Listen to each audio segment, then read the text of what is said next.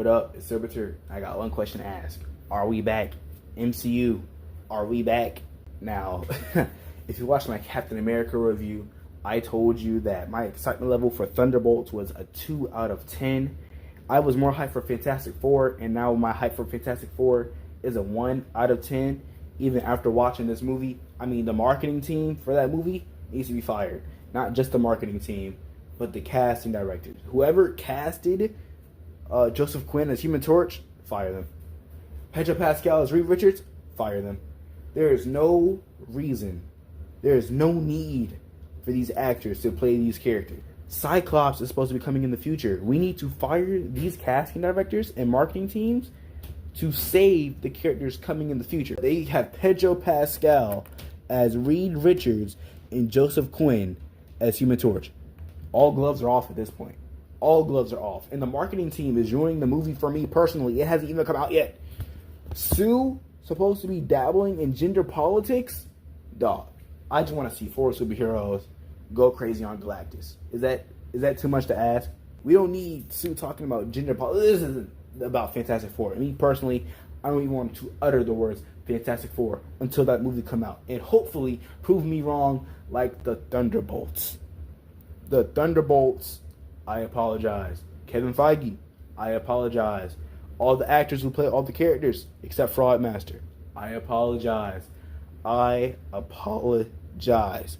This movie might be one of them ones. Now, I'm not going to overhype the movie like everybody else on the internet, okay? People being like, it's top 10 MCU.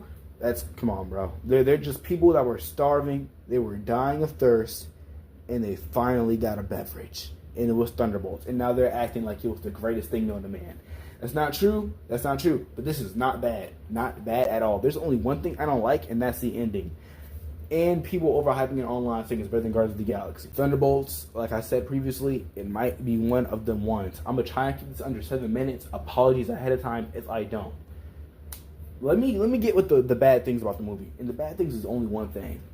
That ending. That ending wasn't necessarily bad. The problem is you go the whole movie being totally above average. I mean, the whole movie, there's nothing average about it. The characters, the story, it was really decent. I give it an 8 overall. And it could have been an 8.5 if the ending would have stuck a little better. At the end of the day, it was the power of friendship that saved the day. I figured it was going to be that. Seeing the trailers, I'm like, okay, I know what's going to happen. Yelena is going to talk no jutsu Sentry into taking over the void and becoming himself again, or becoming good again, right? That's basically what happened scene for scene in this movie, but it wasn't just Yelena. It was quite literally everyone. And I'm not saying I didn't like it. I'm just saying you go the whole movie being above average, and then you hit us with the power of friendship? That's just it. Like, everything after that is cool. Like, the last, 7 minutes of the movie, after that is really decent, including the 2 post-credit scenes, which was dope, by the way. Like, it was nice. I really do enjoy this movie a lot. Now, that's the only bad thing about it. The good things, where do I begin? The characters, again, except for Fraudmaster, every last one of them, amazing. I ranked all the Thunderbolts characters on my top tick. If you want to go check that out, Servitor. But every character was nothing short of amazing, except for Fraudmaster. Again, I'm not going to get into that rant. I did it before. I'm not going to do it again. Red Guardian, I heard going into this that he was just too stupid. He was too dumb, man. And I'm thinking, yeah, that's more than likely true. Because I watched Black Widow, right? And that's exactly what Red Guardian was. But Red Guardian in this movie, I argue he was even more goofier than when he was in Black Widow. But I don't know. It wasn't to the annoying part. I'm all for goofy characters or dumb characters, comically dumb characters. Besides, they derive from comic books. So again, I don't care. I've seen enough. I've watched enough and read enough about them in my day where I just, I'm not going to fault them for being there. I'm just not going to put them on a pedestal saying they're an S tier or even A tier character. You feel me? But Red Guardian's scene at the end with Yelena talking about her depression and grief, I'm going to keep it above 50. I'm keeping it above. That might be top 10 moments since Endgame. I'm talking, this scene here clear as anything in Spider-Man Far From Home. The cinematography, this might be one of the best shot MCU movies, right behind Eternals. It gotta be top 5. This has to be top 5 best shot MCU movies. The director had a vision, and he went for it all the way. This wasn't a committee-ran MCU movie like Multiverse of Madness, or even Captain America Brave New World. It had enough independence in it, but it was still mostly a committee-ran MCU movie. Like, you could watch it and tell, right? It's been that way ever since Far From Home. Like, the moment Far From Home ended, they went, okay, we're going all out with committee-ran, no more directors having their own individual ideas. Which was, I mean, Doctor Strange, like it or not, that was a director's vision, and that was his idea. Thor Ragnarok, that was Taika Waititi's vision, and that was his idea. Spider-Man Far From Home, again, that was the director's, the name of the director is slipping from me right now, I'm sorry, but that was his vision, and that was his idea. Everything since Far From Home was absolutely, well, besides No Way Home. No Way Home and Guardians 3 were the only two exceptions. And Wakanda Forever. Nah, even Wakanda Forever seemed committee-ran. It had enough independence, like Brave New World, but it was still mostly committee-ran. This right here, the director had a vision, and it was not committee-ran. It was not Love and Thunder. It was not Multiverse of Madness. It was not Black Widow. It was his own. It was one director with a vision, and he made sure that everyone's seen it. It was beautiful. The soundtrack to this, I didn't appreciate the soundtrack while watching the movie. I mean, it occurred to me, like I had the thought going, oh my god, this music is phenomenal, isn't it? Like Sentry, Bucky's theme, like this is dope. This is amazing. And then after like 2 days after watching the movie, it started really leaning on me. Like, wow, that music is something you don't hear every day in a comic book inspired movie, like at all. You don't hear soundtracks like this, like post 2010, like post 2010, maybe even 2012, 2014. You do not hear soundtracks like this in comic book genre movies. This is really one of them ones all the way. Cinematographically shot, the soundtrack, the acting, the writing, the actual directing that you can tell and see the atmosphere of the movie. Bob, Sentry, the suit still sucks. I guess that's one other bad thing. The suit still sucks. Maybe in 6 months I'll get back to you and be like, it's growing on me. But right now, it sucked in the trailer. It sucks now. Like, it's, I can't stand that suit. But Sentry is top 5 best characters introduced since Endgame, and he's not 5. He's up there with the High Evolutionary and Kang. He is top 3. He is up there with High Evolutionary and Kang. Sentry is wild. Yeah, the MCU is back. I'm hyped for the future of the MCU besides Fantastic Four because, again, okay, the more and more I learn about the movie and they show me, it's just more of a sour taste in my mouth. I don't care that they gender bent Silver Surfer, but don't worry, she was in the comics, and that's why she was discontinued. Nobody read it. You didn't read it. I didn't read it. If you tell me the name of her right now, I'll give you $500. You can't, okay? There's a reason characters get discontinued. Just stick with Norman Rand. Everything that comes out about that movie is just terrible.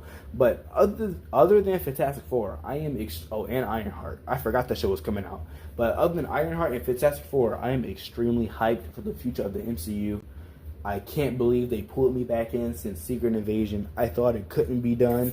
I thought, they can hit me with Deadpool Wolverine. Boom. Oh, which was also director ran and not committee ran. That was also really cool. They lured me back in with Deadpool Wolverine. They lured me back in with No Way Home. They lured me back in with Guardians 3.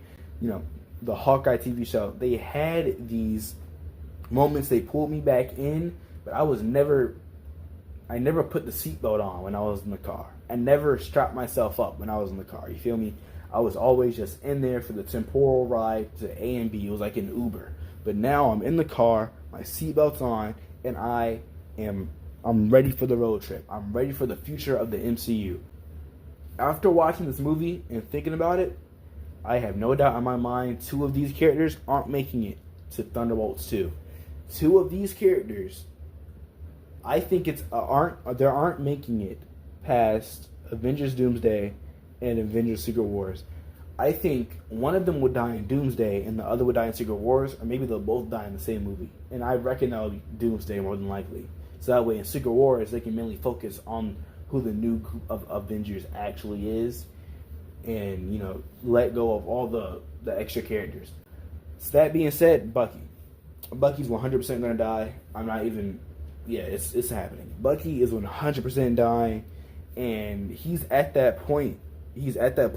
Not only like on screen but off screen, where he's been doing this for a while. He's been doing this since first Avenger, and if you watch the movie, he's the leader of the Thunderbolts. He's the one that gathers them together. He rallies them up. He says, "I was in your shoes. You can do better. We can all still do better." And he took on Sentry with his new group, and now people are labeling them as the new Avengers, which it is what it is. He has gone full circle.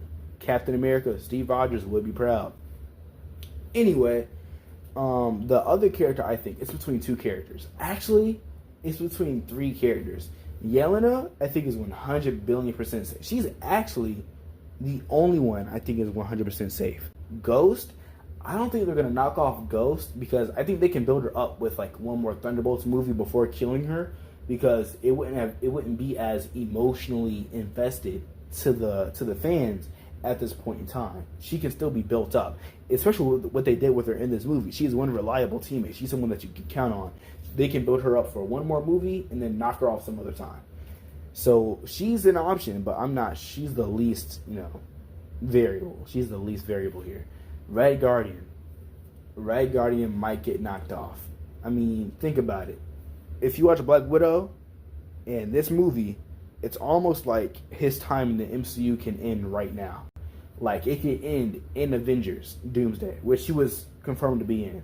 It could end right there, and it wouldn't be like it was too short. No, for like character-wise, he's all right with Yelena. He too was grieving about Natasha's death, but thought Yelena didn't want him in her life. So he's been grieving all alone. He finally got back with Yelena. He got the group that he always wanted. He got to be a superhero. He got to be a superhero again, adored by the public. And Doomsday, he can get knocked off, and it will make perfect sense. Now, you can build him up for another Thunderbolts movie or even a trilogy, but in case you don't go that route, there is a gigantic chance of him dying in Doomsday or Secret Wars. No question. Like, it can work perfectly. It'll be the perfect ending if you really think about it. Now, last but not least, the highest probability, besides Bucky, is Sentry.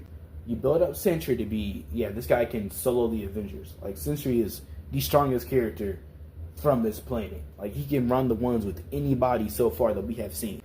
Who's going to knock off Sentry? I don't know. Probably Doctor Doom, the same villain they supposed to be building up in the MCU, supposed to be built up to be this almighty individual. And so far, we have none of that, except for what the leader told Captain America and Brave New World. Besides that, we have nothing to go for. And I guess the post-credit scene when Fantastic Four is coming to the MCU now. But other than that, we have nothing about Doctor Doom, except Robert Downey Jr. is playing him. And that already goes to show. Robert Downey Jr., Iron Man, they're for sure trying to push Doctor Doom to be this gigantic figure. How do you make him the gigantic figure? By probably knocking off Sentry, the same guy that you said is soloing the Avengers, and we can see him actually go all out against somebody, since he didn't do that in this movie, and it could be a perfect follow-up from Thunderbolts to the next Avengers movie. Or maybe Doctor Doom tries to control Sentry, and maybe the other Thunderbolts help him break out of that control, and Sentry runs the ones with Doctor Doom, but by the time he does that, it's too late. Doctor Doom's already too powerful, and instead of killing Bucky or them, he kills Sentry, or maybe he kills Bucky earlier. It's been servitor, and I feel like the MCU is back. Besides how Ironheart's gonna be trash, we all know that. But Fantastic Four is, hey man, my excitement level is 1 out of 10. But like Thunderbolts, which is 2 out of 10, it could really surprise me.